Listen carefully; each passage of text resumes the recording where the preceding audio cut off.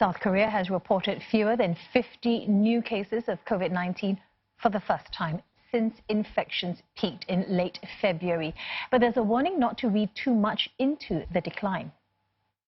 신규 확진자가 오늘 처음으로 50명 이하로 줄었으나 주말 때문에 진단검사가 평소 1만 건 이상 시행됐던 것에서 6천 건으로 줄어든 영향이 클 것으로 보기 때문에 이 수치만으로 증감의 추세가 있다라고 판단하기는 어렵습니다.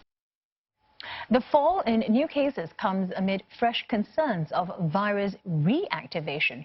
More than 50 people who recovered have tested positive again.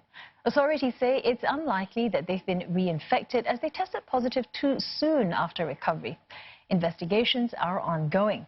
Now, the country has seen a downward trend in daily infections, recording around 100 or fewer cases for more than 3 weeks.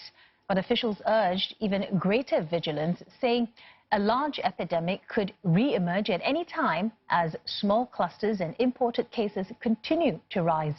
The country has already extended strict guidelines on social distancing.